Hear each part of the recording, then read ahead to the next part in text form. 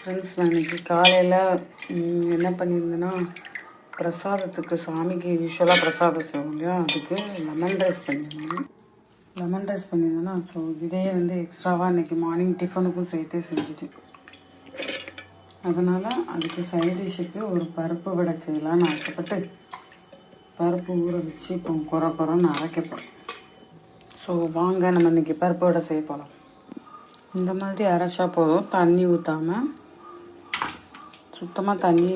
இந்த பருப்பு வடைக்கு போடுறதுக்காக வெங்காயம், பச்சை மிளகாய், இஞ்சி, கருவேப்பிலை இதெல்லாம் பொடி பொடியாக கட் பண்ணி வச்சுருக்கோம். இதோட ஆட் பண்ணிடுறோம். ஆல்ரெடி உப்பு ஆட் பண்ணிவிட்டேன்.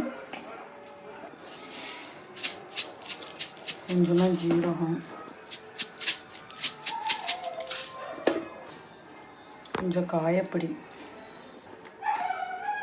கொஞ்சமாக வத்தல் பொடி காரத்துக்கு. இது நல்லா ஃபுல்லாக மிக்ஸ் பண்ணி உருட்டி தட்டி எண்ணெயில் போட்டு பொரிச்சு எடுத்துக்கலாம். உங்களுக்கு தேவையான அளவு உருட்டிக்கலாம். அதாவது சின்ன சைஸாகவோ பெரிய சைஸாகவோ உருட்டிக்கலாம்.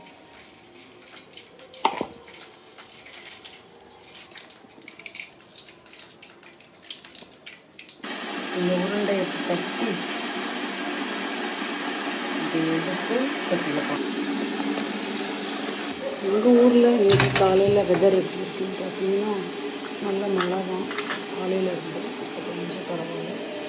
இந்த கிளைமேட்டுக்கு இந்த வடை போடுறதுக்கு ஒரு பிளாக் காஃபி விட்டு வடை ரொம்ப நல்லா இருக்குன்னு தோணும். நல்லா ட்ரை பண்ணுவோமா? இது வேகிற டைப்பில் இன்னொரு பிளாக் காஃபி போட்டோம். நல்லா டைம் சுடு கரெக்டாக இது ஊற்றி பருப்பு உடையில வச்சு சாப்பிட்டோம். இப்படி இருக்கும். நீங்கள் ட்ரை பண்ணி பார்த்துருக்கீங்கன்னா கமெண்ட் பண்ணுங்க ஃப்ரெண்ட்ஸ். இந்த கிளைமேட் வீட்லேயும் ரெண்டா போயிட்டு சூடான கடுங்காய் குடிச்சு அப்படிங்கிறது ஒரு ஸ்டெல்லாம் இருக்குங்க.